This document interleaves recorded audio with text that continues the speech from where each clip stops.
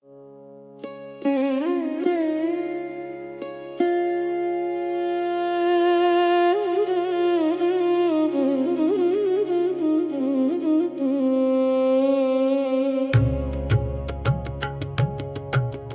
एव हि राजेन्द्र शृणु मे वचनं हितम् यथा सदेव प्रवर कथायामेवमब्रवीत्। इक्ष्वाकुणां कुले जातो भविष्यति सुधार्मिक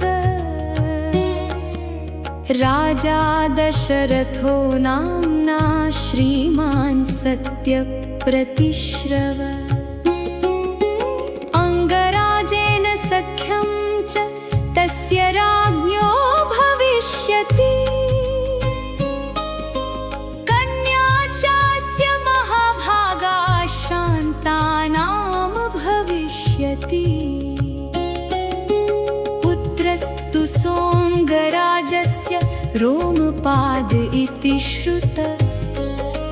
तं स राजा दशरथो गमिष्यति महायशः।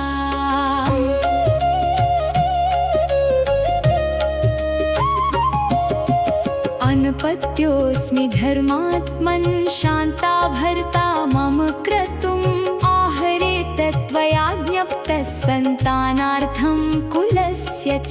श्रुत्वा राज्ञोऽथ तद्वाक्यं मनसा सविचिन्त्य च प्रदास्यते पुत्रवन्तं शान्ता भर्तारमात्मवान्। प्रतिगृह्य च तं विप्रं स राजा विगतज्वर आहरिष्यति तं यज्ञं प्रहृष्टेनान्तरात्मना।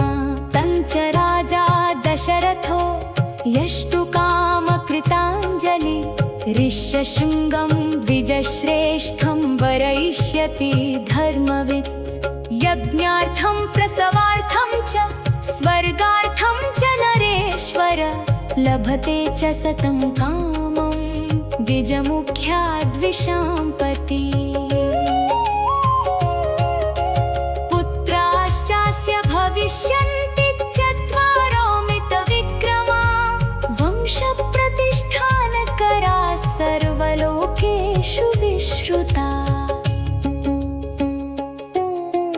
एवं सदेव प्रवर पूर्वं कथितवान् कथां सनत्कुमारो भगवान् पुरा देवयुगे प्रभु। सत्वं पुरुषशार्दूल तमानय सुसत्कृतं स्वयमेव महाराज गत्वा सबलवाहन।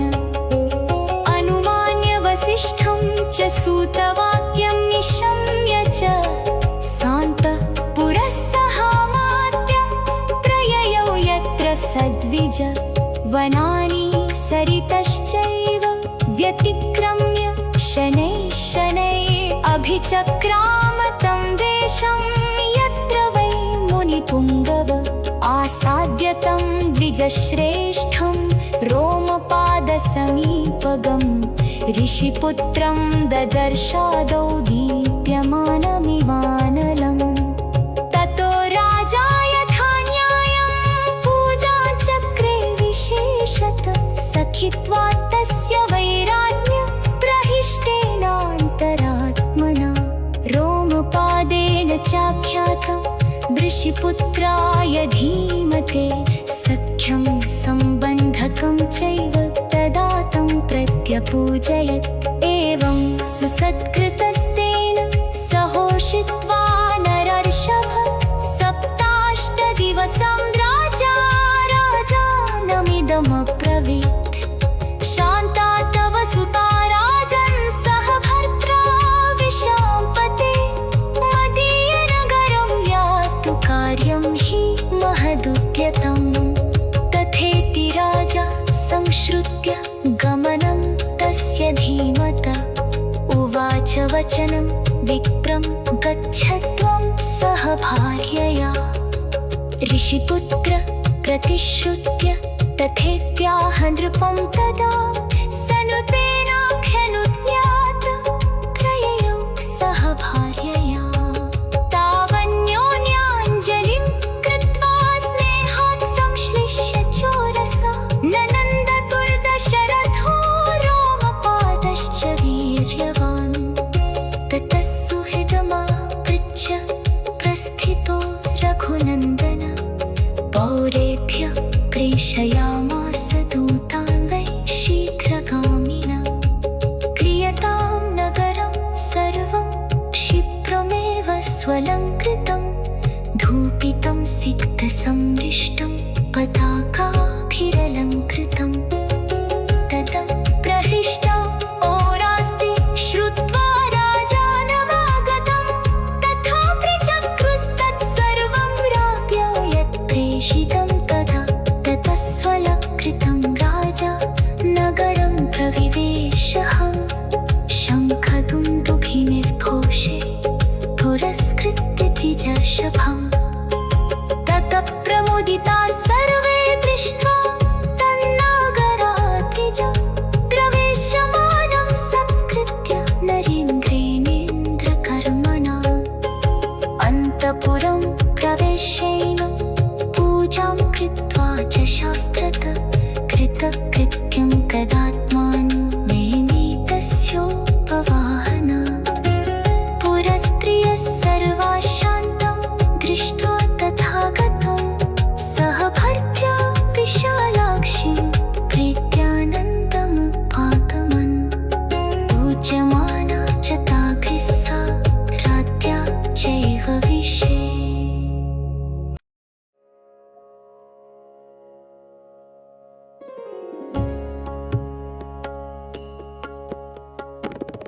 प्राप्ते वसन्ते तु पूर्णः संवत्सरोऽभवत् प्रसवार्थं गतो यष्टुं हयमेधेन वीर्यवान् अभिवाद्य वसिष्ठं च न्यायत परिपूज्य च अब्रवीत् प्रश्रितं वाक्यं प्रसवार्थं द्विजोत्तमम् यज्ञो मे क्रियतां ब्रह्मण्यथोक्तं मुनिपुङ्गव यथा न विघ्न क्रियते यज्ञाङ्गेषु विधीयताम् भवान् स्निग्धः सुहृन्मह्यं गुरुश्चरमो महान् ओढव्यो भवता चैव भारो यज्ञस्य चोद्यत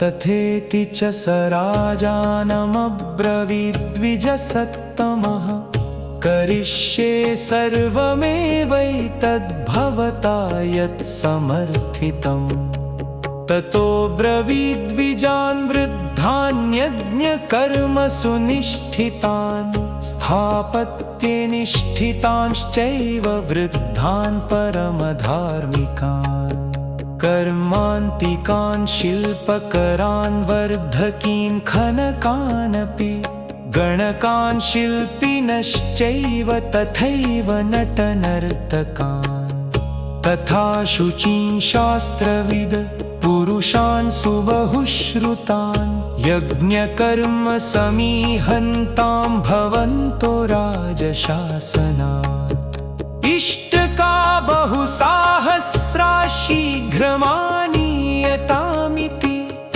उपकार्या क्रियन्तां च राज्ञा बहुगुणान्विता ब्राह्मणावसथाश्चैव कर्तव्याः शतशः शुभा भक्ष्यान्नपानैर्बहुभिः समुपेताः सुनिष्ठिताः तथा पौरजनस्यापि कर्तव्या बहुविस्तरा आवासा बहुभक्ष्या वै सर्वकामैरुपस्थिता तथा जानपदस्यापि जनस्य बहुशोभनं दातव्यमन्नं विधिवत् सत्कृत्य न तु लीलया सर्वे वर्णा यथा पूजां प्राप्नुवन्ति सुसत्कृता न चावज्ञा प्रयोक्तव्या कामक्रोधवशादपि यज्ञकर्मसु ये व्यग्रा पुरुषा शिल्पिनस्तथा तेषामपि विशेषेण पूजा कार्या यथाक्रमम् ते च स्युः सम्भृताः सर्वे वसुभिर्भोजनेन च यथा सर्वं सुविहितं न किञ्चित् परिहीयते तथा भवन्तः कुर्वन्तु प्रीतिस्निग्धेन चेतसा ततः सर्वे समागम्य वसिष्ठमिदमब्रुवन् यथोक्तं तत् सुविहितं न किञ्चित् परिहीयते यथोक्तं तत् करिष्यामो न किञ्चित् परिहास्यते ततः सुमन्त्रमानीय वसिष्ठो वाक्यमब्रवीत् निमन्त्रयस्व नृपतिं पृथिव्यां ये च धार्मिका ब्राह्मणान् क्षत्रियान् वैश्यान् शूद्रांश्चैव सहस्रश समानयस्व सत्कृत्य सर्वदेशेषु मानवान् मिथिलाधिपतिं शूरं जनकं सत्यविक्रमं निष्ठितं सर्वशास्त्रेषु तथा वेदेषु निष्ठितं तमानय महाभागं स्वयमेव सुसत्कृतं पूर्वसम्बन्धिनं ज्ञात्वा ततः पूर्वं ब्रवीमि ते तथा काशीपतिं स्निग्धं सततं प्रियवादिनं वयस्यं राजसिंहस्य स्वयमेवानयस्वः तथा पीकयराजानं वृद्धं परमधार्मिकं श्वशुरं राजसिंहस्य सपुत्रं त्वमिहानय अङ्गेश्वरं महाभागं रोमपादं सुसत्कृतं वयस्यं राजसिंहस्य समानय यशस्विनम् प्राचीनान् सिन्धुसौवीरान् सौराष्ट्रेयांश्च पार्थिवान् दाक्षिणात्यान् नरेन्द्रांश्च समस्तानानयस्वः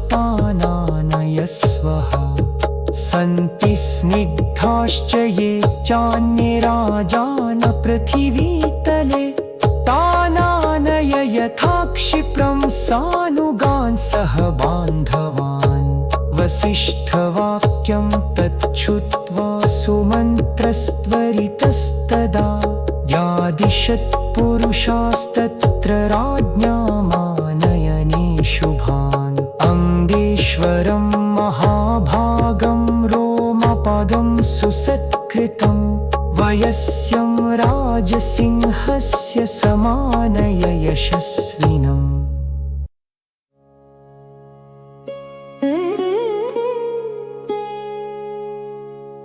अथ संवत्सरे पूर्णे तस्मिन् प्राप्ते तुरङ्गमे सर्वाश्चोत्तरे तीरे राज्ञो यज्ञोऽभ्यवर्तत ऋष्यशृङ्गं पुरस्कृत्य कर्मन् चक्रुर्द्विजर्षभा अश्वमेधे महायज्ञे राज्ञोऽस्य सुमहात्मन् कर्म कुर्वन्ति विधिवद्याजका वेदपारगा यथा विधि यथा न्यायं परिक्रामन्ति शास्त्रत प्रवर्ग्यं शास्त्रत कृत्वा तथैवोपसदं द्विजा चक्रुश्च विधिवत् सर्वमधिकं कर्म शास्त्रत अभिपूज्य ततो हृष्टा सर्वे चक्रुर्यथा विधि प्रातः सवनपूर्वाणि कर्माणि मुनिपुङ्गवा ऐं इन्द्रश्च विधिवद्दत्तो राजा चाभिषुतो नघ माध्यन्दिनं च सवनं प्रावर्तत यथाक्रमम् तृतीयसवनं चैव राज्ञोऽस्य सुमहात्मना चक्रुस्ते शास्त्रतो दृष्ट्वा तथा ब्राह्मणपुङ्गवा न चाहुदमभूत् तत्र स्खलितं वापि किञ्चन दृश्यते ब्रह्मवत् सर्वं क्षेमयुक्तं हि चक्रिरे न तेष्वः सुशान्तो वा क्षुधितो वापि दृश्यते न विद्वान् ब्राह्मणस्तत्र नाशतानुचरस्तथा ब्राह्मणा भुञ्जते नित्यं नाथवन्तश्च भुञ्जते तापसा भुञ्जते चापि श्रमणा भुञ्जते तथा वृद्धाश्च व्याधिताश्चैव स्त्रियो बालास्तथैव च अनिशं भुञ्जमानानां न तृप्तिरुपलभ्यते दीयतामन्नं वासांसि विविधानि च इति सञ्चोदितास्तत्र तथा चक्रुरणेकश अन्नकूटाश्च बहवो दृश्यन्ते पर्वतोपमा दिवसे दिवसे तत्र सिद्धस्य विधिवत्तदा नानादेशादनुप्राप्ता पुरुषा स्त्रीगणास्तथा अन्नपाने सुविहितास्तस्मिन् यज्ञे महात्मना अन्नं हि विधिवत् साधु प्रशंसन्ति द्विजर्षभा अहो तृप्ता स्म भद्रं ते इति शुश्राव राघव स्वलङ्कृताश्च पुरुषा ब्राह्मणान् पर्यवेशयन् उपासते च तानन्ये सुमृष्टमणिकुण्डला कर्मान्तरे तदा विप्रा हेतुवादान् बहूनपि प्राहुश्च वाग्मिनो धीरा परस्परजिगीषया दिवसे दिवसे तत्र संस्तरे कुशला द्विजा सर्वकर्माणि चक्रुस्ते यथा शास्त्रं प्रचोदिता नाषडङ्गविदत्रासीन्नाव्रतो नावहुश्रुत सदस्यास्तस्य वैराग्यो नावातकुशला द्विजा प्राप्ते यूपोच्छ्रये तस्मिन् षड्पैन्वा खादिरास्तथा तावन्तो बिल्वसहिता पर्णिनश्च तथा परे श्लेष्मातकमयस्त्वेको देवदारुमयस्तथा द्वावेव विहितो तत्र बाहुव्यस्त परिग्रहो कारिता सर्व एवैते शास्त्रज्ञे यज्ञकोविदैः शोभार्थं तस्य यज्ञस्य काञ्चनालङ्कृता भवन् एकविंशति उपास्ते एकविंशत्यरत्नय वासोभिरेकविंशद्भिरेकैकं समलङ्कृता विन्यस्ता विधिवत् सर्वे शिल्पेभिः सुकृता दृढा अष्टाश्रयः सर्व एव श्लक्ष्णरूपसमन्विता आच्छादितास्ते वासोभिः पुष्पैर्गन्धैश्च भूषिता सप्तर्षयो दीप्तिमन्तो विराजन्ते यथा दिवि इष्टकाश्च यथा न्यायं कारिताश्च प्रमाणता चितोऽग्निर्ब्राह्मणैस्तत्र कुशलैश्वर्वकर्मणि सचित्यो राजसिंहस्य सञ्जित कुशलैर्द्विजै गरुडो रुक्मपक्षो वै त्रिगुणोऽष्टादशात्मक वियुक्तास्तत्र पशवस्तत्तदुद्दिश्य दैवतम् पुरगा पक्षिरश्चैव यथा शास्त्र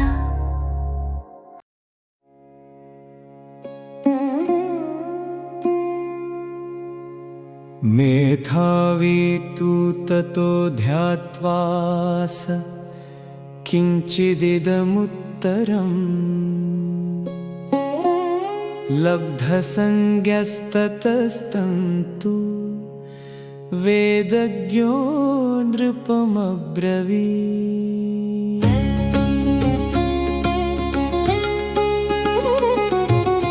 इष्टिं तेऽहं करिष्यामि पुत्र्यां पुत्रकारणात्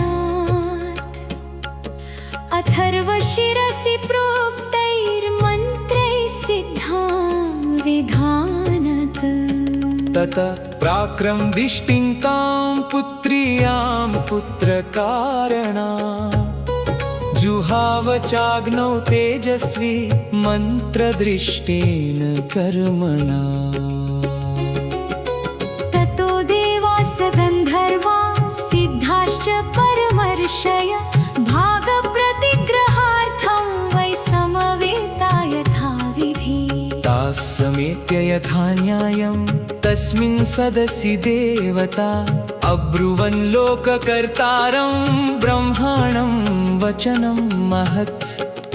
भगवन् त्वत्प्रसादेन रावणो नाम राक्षस सर्वान्नो बाधते वीर्याच्छासितुं तन्न शक्नुमः। त्वया तस्मै वरो दत्त प्रीतेन भगवन् पुरा मानयन्तश्च तं नित्यं सर्वं तस्य क्षमामहे। उद्वेजयति लोकांस्तीनुच्छ्रितान् वेष्टि दुर्मति शक्रं त्रिदश राजानं प्रदर्शयितुमिच्छति। ऋषीन् यक्षान् सगन्धर्वान् असुरान् ब्राह्मणास्तथा अतिक्रामति दुर्धर्षो वरदानेन मोहितः। नैनं सूर्यप्रतपति पार्श्वे वाति न मारुत चलोर्मिमालितं दृष्ट्वा समुद्रोऽपि न कम्पते। तन्महन्नो भयं तस्माद् राक्षसाद् घोरदर्शनं वधार्थं तस्य भगवन्नुपायं कर्तुमर्हसि। एवमुक्तः सुरैः सर्वैश्चिन्तयित्वा ततो ब्रवीत् हन्तायं वेदितस्तस्य वधोपायो दुरात्मनः। तेन गन्धर्वयक्षाणां देवदानवरक्षसाम् अवध्योऽस्मीति वागुक्ता तथेत्युक्तं च तन्मया। नाकीर्तयदवज्ञानात् तत् द्रक्षो मानुषान् प्रति तस्मात् समानुषात् वध्यो मृत्युर्नान्योऽस्य विद्यते। एतत् श्रुत्वा प्रियं वाक्यं ब्रह्मणा समुदाहृतम् सर्वे महर्षयो देवा प्रहिष्टास्ते भवंस्तदा। एतस्मिन्नन्तरे विष्णुरुपयातो महाद्युति शङ्खचक्रगदापाणि पीतवासा जगत्पति।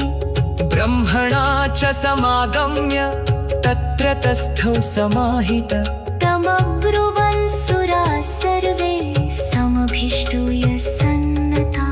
त्वान्नियोक्ष्यामहे विष्णु लोकानां हितकाम्यया। राज्ञो दशरथस्य त्वमयोध्याधिपते। प्रभो धर्मज्ञस्य वदान्यस्य महर्षिः समतेजसा। तस्य भायासु तिसृषु ह्रीश्रीकीर्त्युपमासु च विष्णो पुत्रत्वमागच्छ कृत्वात्मानं चतुर्विधम्। तत्र त्वं मानुषो भूत्वा प्रवृद्धं लोककण्टकम् अवध्यं वैवतैर्विष्णु समरे जहि रावणम्। स हि देवांश्च गन्धर्वान् सिद्धांश्च मुनिसत्तमान्। राक्षसो रावणो मूर्खो वीर्योत्सिकेन बाधते। ऋषयश्च ततस्तेन गन्धर्वाप्सरसस्तथा क्रीडन्तो नन्दनवने क्रूरेण किल हिंसिता। वधार्थं वयमायातास्तस्य वै मुनिभिः सह सिद्धगन्धर्वयक्षाश्च अतस्त्वां शरणं गता। त्वं गति परमादेव सर्वेषां न परन्तप वधाय देव शत्रूणां नृणां लोकीमनः कुरु। एवमुक्तस्तु देवेशो विष्णुस्त्रिदश पुङ्गव। पितामह पुरोगांस्तां सर्वलोकनमस्कृत। अब्रवीत् त्रिदशान् सर्वान् समेतान् धर्मसंहितान्। भयं त्यजत भद्रं वोहितार्थं युधि रावणं। सपुत्रपौत्रं सामात्यं समित्रज्ञातिबान्धवम्। हत्वा क्रूरं दुरात्मादं केवर्षिणां भयावहं दशवर्षसहस्राणि दशवर्षशतानि च। वत्स्यामि मानुषे लोके पालयन् पृथिवीमिमाम्। एवं दत्त्वा वरम्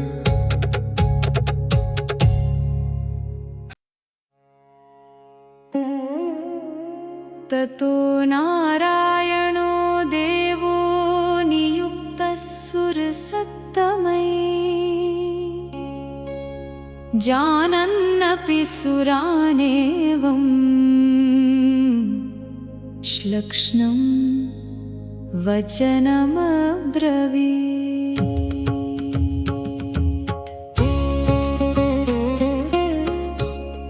उपाय को वधे तस्य रावणस्य दुरात्मनः। यमहं तं समास्थाय निहन्यां ऋषिकण्टकम्। एवमुक्ताः सुराः सर्वे प्रत्युचुर्विष्णुमव्ययम्। मानुषीं तनुमास्थाय रावणं जहि संयुगे। सहितेऽपि तपस्तीव्रं दीर्घकालमरिन्दम। येन तुष्टो भवद्ब्रह्मा लोककृल्लोकपूर्वज। सन्तुष्ट प्रददौ तस्मै राक्षसाय वरं प्रभु। नानाविधेभ्यो भूतेभ्यो भयं नान्यत्र मानुषात्। अवज्ञाता पुरा तेन वरदाने हि मानवा। एवं पितामहः तस्माद्वरं प्राप्य सदर्पित। उत्सादयति लोकान् त्रीन् स्त्रियश्चाप्यपकर्षति। तस्मात् तस्य वधो दृष्टो मानुषेभ्यः परन्तप। इत्येतद्वचनं श्रुत्वा सुराणा विष्णुरात्मवान् पितरं रोचयामास तदा दशरथं नृपम्। स चाप्यपुत्रो नृपतिस्तस्मिन् काले महाद्युति। अयजत् पुत्र्यामिष्टिं पुत्रेप्सुररिसूदन। सकृत्वा निश्चयं विष्णुरामन्त्र च पितामहम्। अन्तर्धानं गतो देवै पूज्यमानो महर्षिभिः। तो वै यजमानस्य पावकादत्तुलप्रभं। प्रादुर्भूतं महद्भूतं महावीर्यं महाबलम्। कृष्णं रक्ताम्बरधरं रक्तास्यं दुन्दुभिस्वनं। स्निग्धहर्यक्षतनुजश्मश्रुप्रवरमूर्धजम्। शुभलक्षणसम्पन्नं दिव्याभरणभूषितं। शैलशृङ्गसमुत्सेखं दृप्तशार्दूलविक्रमम्। दिवाकरसमाकारं दीप्तानलशिखोपमं। तप्तजाम्बूनदमीराजतान्तपरिच्छदाम्। दिव्यपायससम्पूर्णां पात्रीं पत्नीमिव प्रियां। प्रगृह्य विपुलां दोर्भ्यां स्वयं मायामयीमिव। समवेक्षा ब्रवीद्वाक्यमिदं दशरथं नृपं। प्राजापत्यं न विद्धि मामिहाभ्यागतं नृप। ततः परं तदा राजा प्रत्युवाच कृताञ्जलि भगवन् स्वागतं ते अस्तु किमहं करवाणि ते। अथो पुनरिदं वाक्यं प्राजापत्यो नरोऽब्रवीत् राजन्नर्चयता देवानद्य प्राप्तमिदं त्वया। इदं तु नृपशार्दूलपायसं देवनिर्मितं प्रजाकरं गृहाण त्वं धन्यमारोग्यवर्धनम्। भार्याणामनुरूपाणामश्नीतेति प्रयच्छ वै तासु त्वं प्राप्स्यसि पुत्राण्यदर्थं यजसि नृप। तथेति नृपति प्रीतः शिरसा प्रतिगृह्यताम् पात्रीं देवान्नसम्पूर्णा देवदत्ता हिरण्मयी। अभिवाच्य च तद्भूतमद्भुतं प्रियदर्शनं मुदा परमया युक्तश्चकाराभिप्रदक्षिणम्। ततो दशरथ प्राप्यपायसं देवनिर्मितं बभूव परमप्रीतः प्राप्य वित्तमिवाधनम्। ततस्तदद्भुतप्रख्यं भूतं परमभास्वरं संवर्धयित्वा तत्कर्म तत्रैवान्तरधीयत। हर्षरश्मिभिरुद्योतं तस्यान्तःपुरमाबभौ शारदस्याभिरामस्य चन्द्रस्येव नभोषुभिः। सोऽन्तःपुरं प्रविश्यैव कौसल्यामिदमं ब्रवीत् पायसं प्रतिगृह्णीष्व पुत्रीयं त्विदमात्मनः। कौसल्यायै नरपति पायसार्थं ददौ तदा अर्थादर्थं ददौ चापि सुमित्रायै नराधिप। वैदेह्यै चावशिष्टार्थं ददौ पुत्रार्थकारणात् प्रददौ चावशिष्टार्थं पायसस्यामृतोपमम्। अनुचिन्त्य सुमित्रायै पुनरेव महीपति एवं तासां ददौ राजा भार्याणां पायसं पृथक्। तास्त्रे तत्पायसं प्राप्य नरीन्द्रस्योत्तमास्त्रयं सम्मानम्।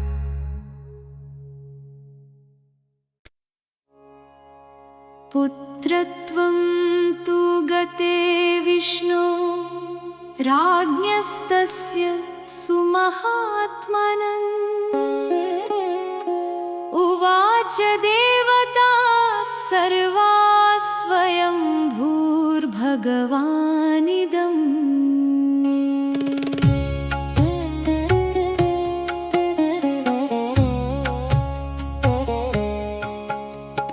सत्यसन्धस्य वीरस्य सर्वेषान्नो हितैषिण विष्णो सहायान् बलिनः सृजध्वं कामरूपिण। मायाविदश्च शूरांश्च वायुवेगसमाञ्जवे न यज्ञान् बुद्धिसम्पन्नान् विष्णुतुल्यपराक्रमान्। असंहार्यानुपायज्ञान् दिव्यसंहननान्वितान् सर्वास्त्रगुणसम्पन्नानमृतप्राशनानिव। अप्सरस्सु च मुख्यासु गन्धर्वाणां तनूषु च सृजध्वं हरिरूपेण पुत्रांस्तुल्यपराक्रमान्।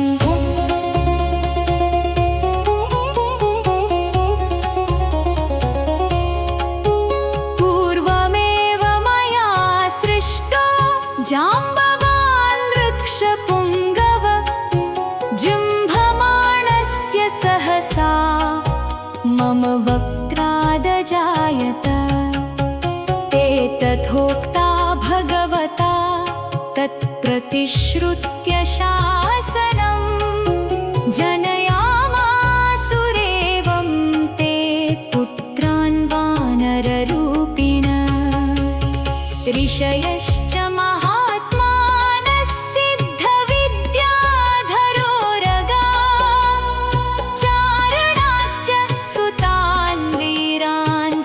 ससृजुर्वनचारिण ऋषयश्च महात्मानः सिद्धविद्याधरोरगा चारणाश्च सुतान् वीरान् ससृजुर्वनचारिण वानरेन्द्रं महेन्द्राभमिन्द्रो वालिनमूर्जितम्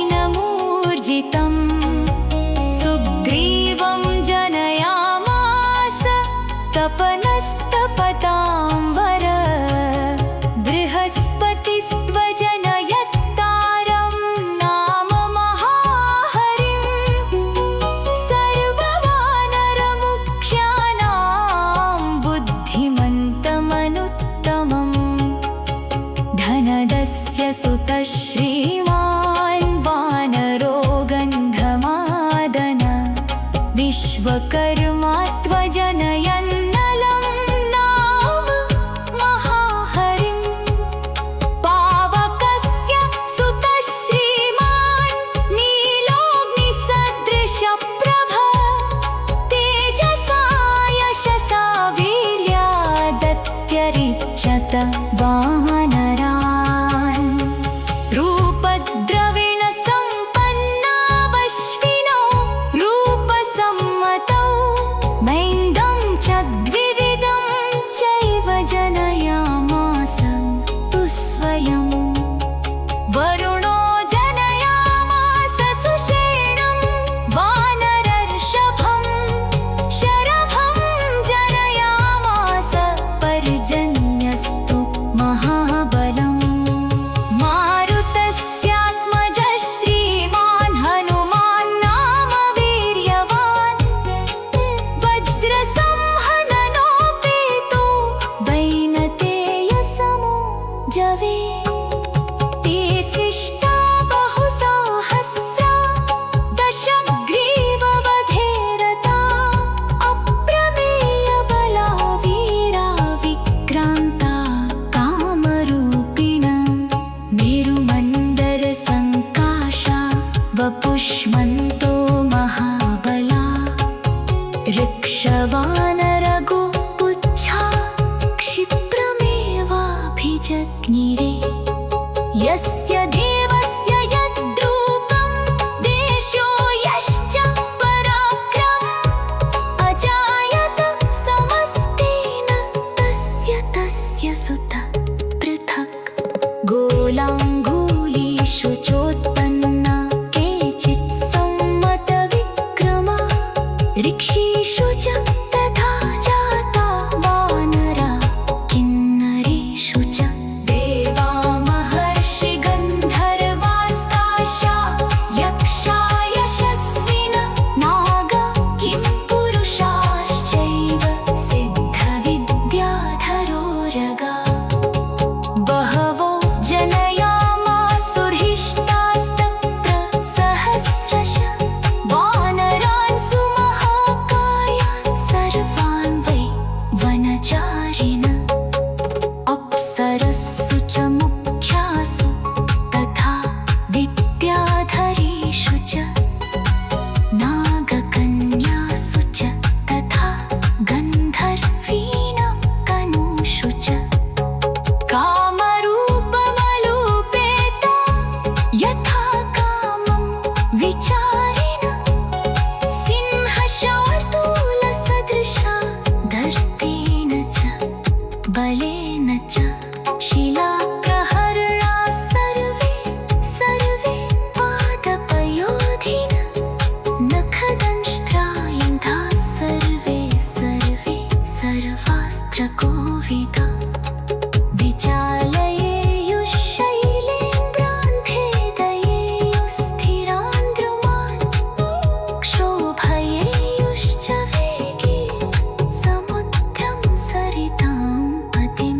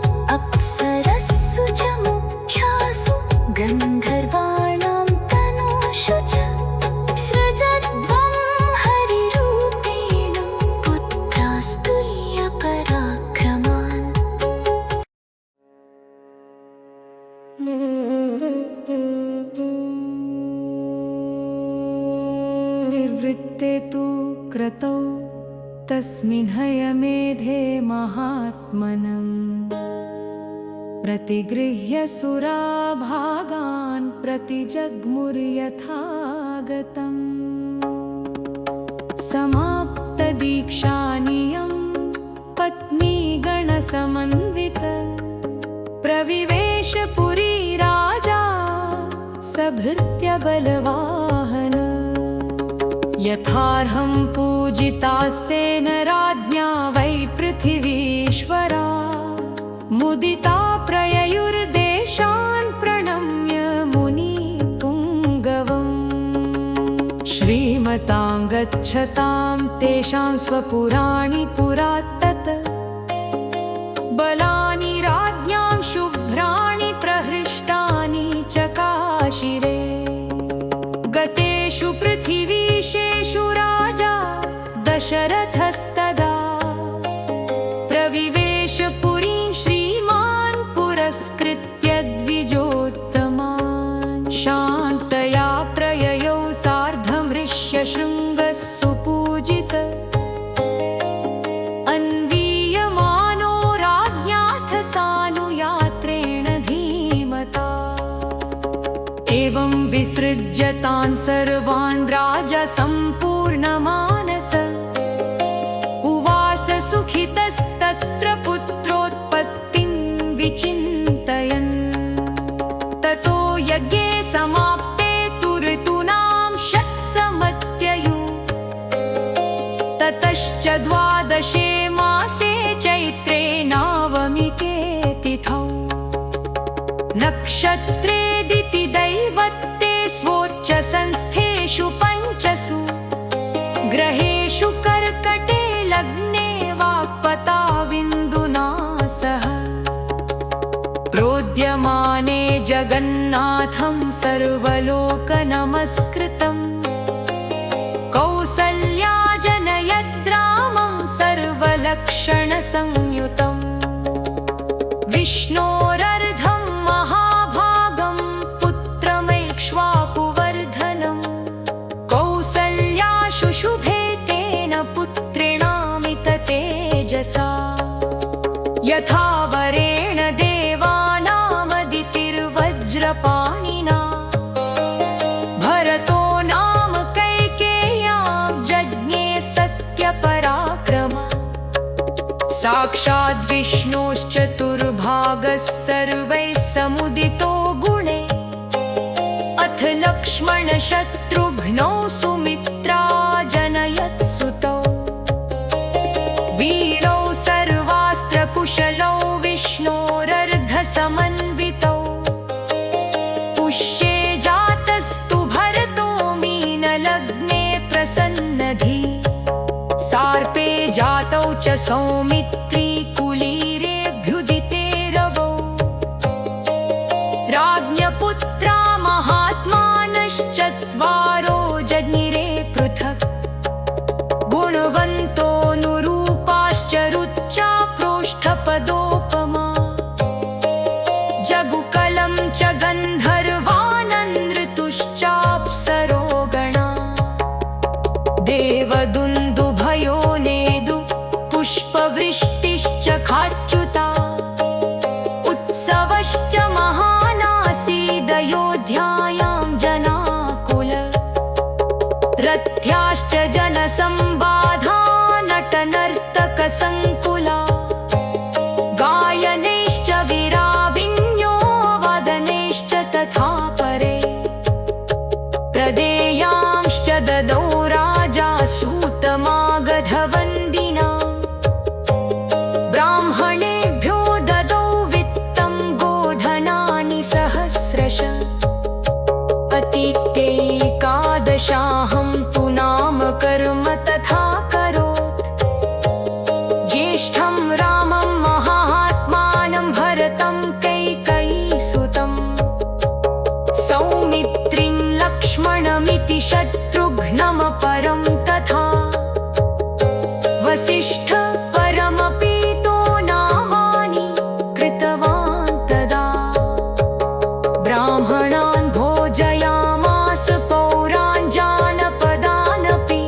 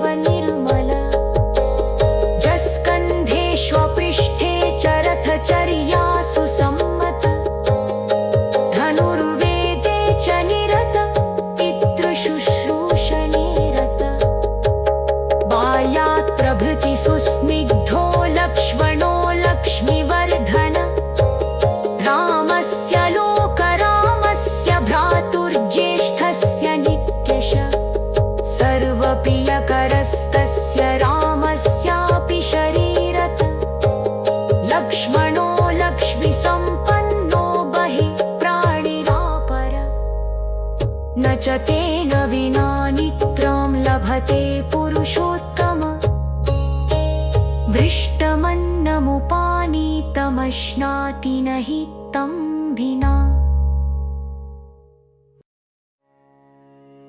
तच्छ्रुत्वा राजसिंहस्य वाक्यमद्भुतविस्तरम्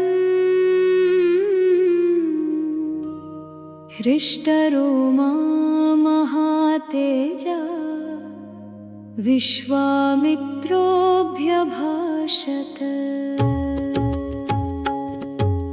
सदृशं राजशार्दूल तवैतद्भुवि नान्यथा महावंशप्रसूतस्य वसिष्ठव्यपदेशिना। यत्तु मे हृद्गतं वाक्यं तस्य कार्यस्य निश्चयम् कुरुष्व राजशार्दूल भव सत्यप्रतिश्रव। अहन्नियममातिष्ठे सिद्ध्यर्थं पुरुषर्षभ। तस्य विघ्नकरौ द्वौ तु राक्षसौ कामरूपिणौ। व्रते मे बहुशश्चीर्णे समाप्त्यां राक्षसा विमौ मारीचश्च सुबाहुश्च वीर्यवन्तौ सुशिक्षितौ समासरुधिरोघेण वेदिं तामभ्यवर्षताम्। अवधूते तथा भूते तस्मिन् नियमनिश्चये कृतश्रमो निरुत्साहस्तस्मात् देशादपाक्रमे। न च मे क्रोधमुत्स्रष्टुं बुद्धिर्भवति पार्थिव तथा भूता हि साचर्या न शापस्तत्र मुच्यते।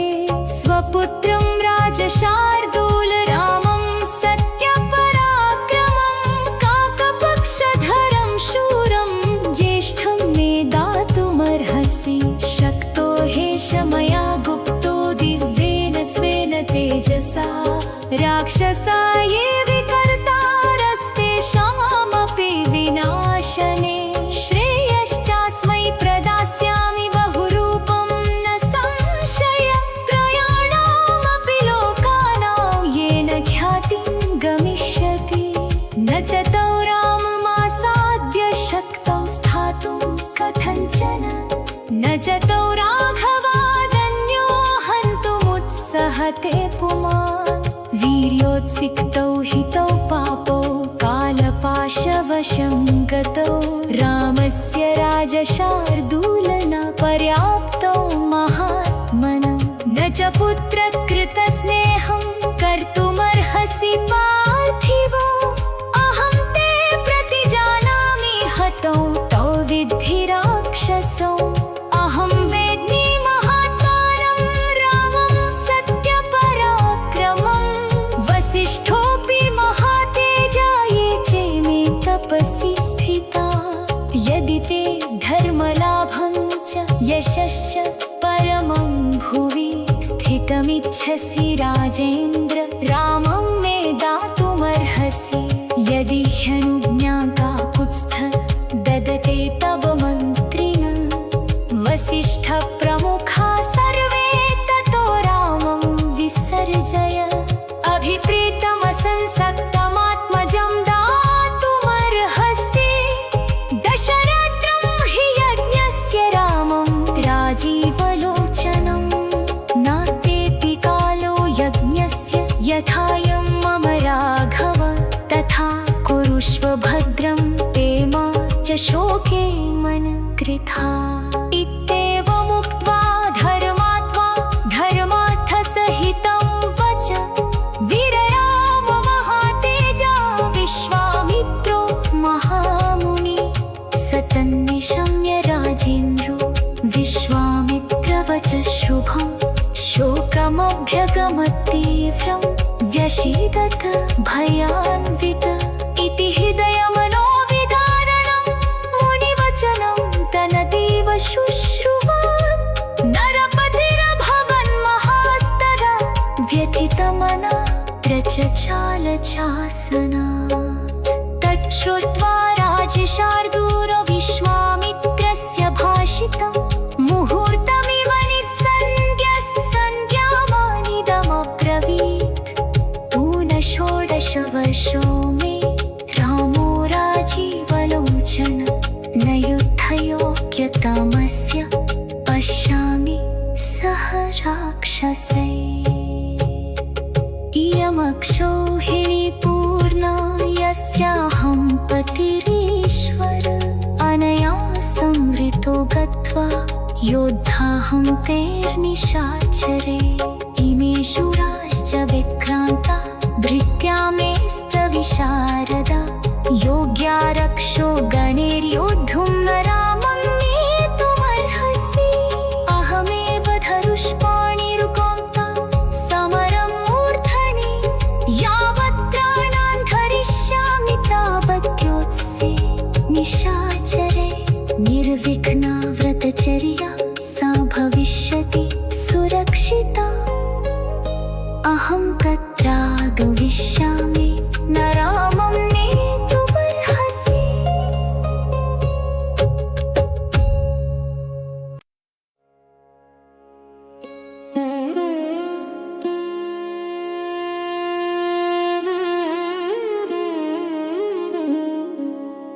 बालो ह्यकृतविद्यश्च न च वेत्ति बलाबलम् न चास्त्रबलसंयुक्तो न च युद्धविशारद न चासो रक्षसां योग्य कूटयुद्धाहिते ध्रुवम् विप्रयुक्तो हि रामेण मुहूर्तमपि नोत्सहे जीवितुं मुनिशार्दूलना रामं नेतुमर्हसि यदि वा राघवं ब्रह्मन्नेतुमिच्छसि सुव्रत चतुरङ्गसमायुक्तं मया च सहितं नय षष्टिर्वर्षसहस्राणि जातस्य मम कौशिक दुःखेनोत्पादितश्चायं न रामं नेतुमर्हसि चतुर्णामात्मजानां हि प्रीति परमिका मम ज्येष्ठं धर्मप्रधानं च न रामं नेतुमर्हसि किं वीर्या राक्षसास्ते च कस्य पुत्राश्च ते च के कथं प्रमाणा केचैतान् रक्षन्ति मुनिपुङ्गव कथं च प्रतिकर्तव्यं तेषां रामेण रक्षसा मामुकैर्वा बलैर्ब्रह्मन्मया वा कूटयोधिना सर्वं मे शंस भगवन् कथं तेषां मया स्थातव्यं दुष्टभावानां वीर्योत्सिक्ता हि राक्षसा तस्य तद्वचनं श्रुत्वा विश्वामित्रोऽभ्यभाषत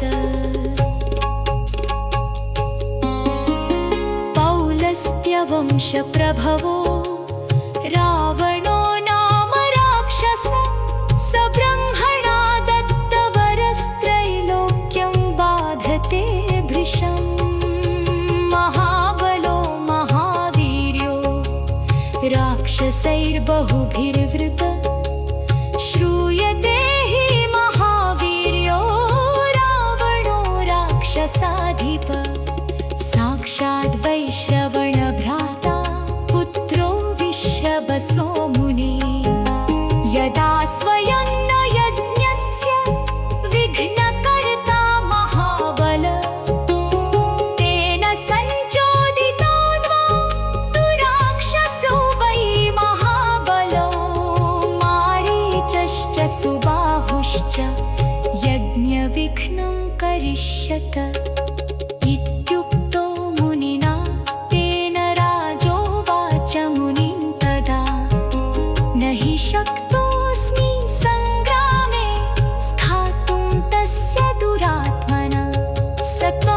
प्रसादं धर्मज्ञ कुरुष्व मम पुत्रके मम चैवाल्पभाग्यस्य दैवतं हि भवान् गुरु देवदानवगन्धर्वा यक्षा पतगपन्नगा न शक्ता रावणं सोढुं किं पुनर्मानवायुधि स हि वीर्यवता वीर्यमादत्ते युधि राक्षस तेन चाहं न शक्तोऽस्मि संयोद्धुं तस्य वा बलैः सबलो वा मुनिश्रेष्ठ सहितो वा ममात्मजैः कथमप्यमरप्रख्यं सङ्ग्रामाणामकोविदम् बालं मे तनयं ब्रह्मन्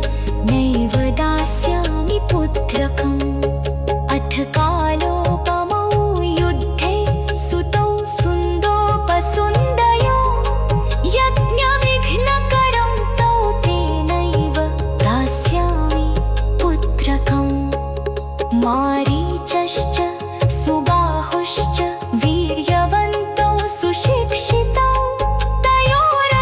तयोरन्यतरेणाहं योद्धा स्याम् ससुहृत्कण इति नरपतिजल्पनाद्विजेन्द्रं कुशिकसुतं सुमहान् विवेशमन्यु सुहुत इव मखेग्निराचसिक्त समभवदुज्ज्वलितो महर्षिवह्निः